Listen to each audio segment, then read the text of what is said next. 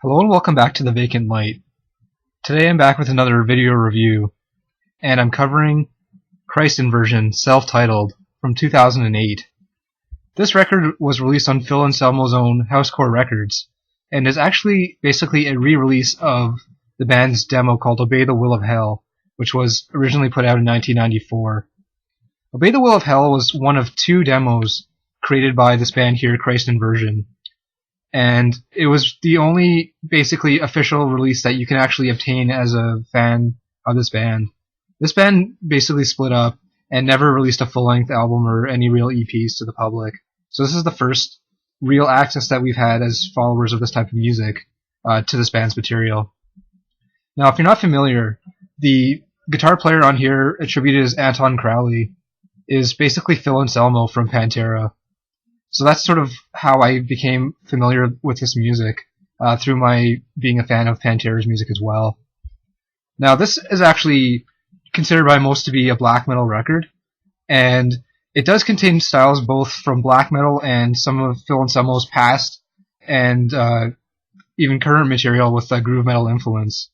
Now, if you think back to 1994, this was in the middle of the Pantera legacy and their era, sort of in the spotlight. So this was actually going on at the same time as Pantera.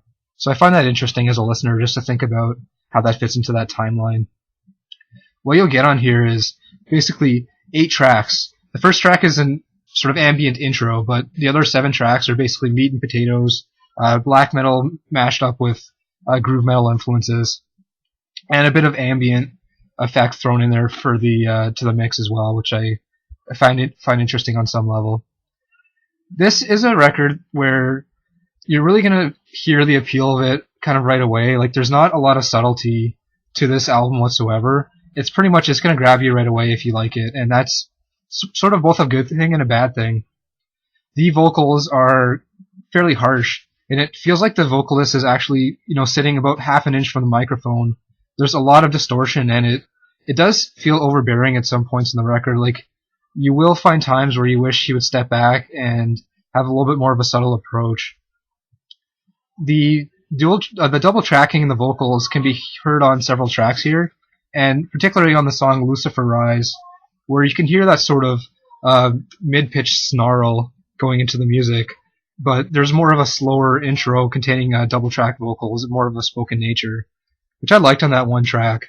However, there are other points on the record where I felt that the spoken nature of the vocals really didn't add much to the mix and weren't very musical sounding at all. And that's one of the problems I have with this record, is that the lyrics and song titles are very evil and satanic sounding, which I normally don't have an issue with, but I feel that the themes are actually overbearing when you try to compare it to the actual musical quality of the record. So that's one of the gripes I do have with this. And you notice right away with track titles like Lucifer Rise, Enochian Tongues, and so on, the band is really trying to push the themes that they really want to get to the listener quite blatantly. Overall, I do think the vocals are interesting and are enjoyable on some level, but I just wish there was more of a subtlety to it, and they would use sort of a slower and more ambient effect, like on the song Lucifer Rise, on more points of the record. The guitar playing for me is the thing I really liked about this, and I do come back to listen to this album from time to time to hear basically the meat and potatoes guitar riffs that you'll hear on the record. The actual influence on the guitar part is actually more influence, in my opinion, from Phil Anselmo's work with groove metal, such as on Pantera's releases, than traditional black metal styles. And you can definitely hear there's a kind of a high gainy effect on the guitars, but as with most of the instrumentation on this record, it's really a lot of low end going into it, like a lot of low end groove. And although you can hear there's 2 guitar players there, it doesn't really get into the high in the neck type stuff that you may hear from other black metal bands, like from the earlier 90s and so on. So I found that interesting that the guitar parts were, for me, the most interesting part, where I can really hear the other outside influences coming into this more dark kind of metal sound. So that's, for me, the thing that really gets me back to listening to this record over and over again. Even though this isn't really the first thing I reach for when I'm looking for a darker sounding record, I do still enjoy this from time to time. The guitars, like I said, give you that dark low end feel and very grindy, very groove oriented. I find the album is the most enjoyable when all the instruments come into a particular groove and things just connect and like work well together. And the bass playing really just follow what the guitar does for the most part. Towards the second half of the record, I found there's a little bit more featuring of that bass sound, a more of a growly tone to the bass that comes out through a couple of the songs. And I did like that. But for the most part, it really just adds to that thick, low-end sound that you'll hear on the album overall. The bass is not overly distorted, but again has a nice bit of a growly sound that comes through here and there. There's a bit of a diversity between the tracks on how the bass sounds, which I kind of like as well. And finally, in terms of the traditional metal instrumentation, you have the drumming. And for me, the drumming is really a mixed bag. There's not really a whole lot of technicality to the actual drum parts. There's primarily a lot of, like kick and snare. And that's really the focus of the record. I find that sometimes the drumming does get very interesting just due to tempo changes. There's not a lot of fills on the record. When you find things interesting, it really feels like the drummer is just doubling the tempo of the song to add that layer of intensity at the same time the guitars are really hitting you. So when everything comes together in that way, I find it enjoyable. However, for every moment where you have that great level of intensity, there's another moment I find that the drummer is really just slapping the really tight snare drum, and for me it sounds like almost a bit of filler in that respect. Like I don't really enjoy it where the band is just trying to sound as loud as possible without having any real level of detail or intricacy to the riff. And I realize this is supposed to be visceral and straightforward, enjoyable music, but I really felt that some of the drumming parts were unnecessary and could have been replaced with something a little bit more interesting. Lastly, the last thing I'd like to mention in terms of the instrumentation is that there is a good amount of sort of synth and keyboard effect put onto the record.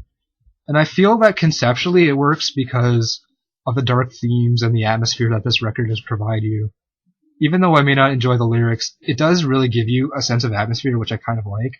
But at the same time, I find that most of the time you hear the keyboards and synth effects, they are quite overbearing on the music and really don't have any subtle build-ups into their parts. Like it's just, being hit head on by guitars and drum and all the traditional metal aggression. Then a layer of keyboard comes on top of everything and doesn't build into it. It's just there and it's on top of everything you're hearing. So I think conceptually the band, had a good idea of using that kind of effect, but I think there needed to be more lead up into it and more subtlety, like with the rest of the record. For me, the real biggest gripe I have is that lack of subtlety on this album. The other thing that I think this album didn't do as well as it could have was its use of samples. I actually think most of the samples on here really could have just been left off of the record. They're pretty much for the most part used in song introductions, and they really just, it sounds like they're using a lot of movie clips and sort of external sources for sampling that just try to add to that satanic theme. But again, there's very little subtlety to it. Someone just saying in spoken word Shem Hamfarash, Hail Satan, doesn't really add any real appeal to this album sonically for me. I think they could have just done without those samples. So overall, I do enjoy this record on some level. When it hits you, when you get into the grooves of the tracks, you really pick up on it. And really, there's not a whole lot of diversity. Like, when you get into those grooves, you kind of know what you're getting into for the majority of the track, which is not necessarily a good or a bad thing. However, I think if the band, worked on its subtlety a bit more, had done away with some of those samples or maybe varied that a bit more and had used a bit more variety with the keyboards and had more build-ups and more of that sort of thing, I think this band could have really gone somewhere and used that fusion of groove metal and black metal to really create something unique and truly enjoyable. So while this is not the first album I grab when I'm, trying to listen to something dark and interesting, I do still listen to this from time to time. And if you're a fan of Pantera and you want to know about the different projects that Phil Anselmo was involved with, I would still check this out. It is an interesting listen, particularly for historical reasons. Now, if you're not familiar with this, Phil Anselmo did go on to work on other black metal influenced projects. And one of those projects was this one here, Viking Crown. And maybe in the future I'll review this album for you. This is one of their LPs called Banished Rhythmic Hate. And on some level it does sort of continue the style and influence that you'll hear on the Christ Inversion material, but with some notable differences. Thanks a lot for watching this video and have a good one.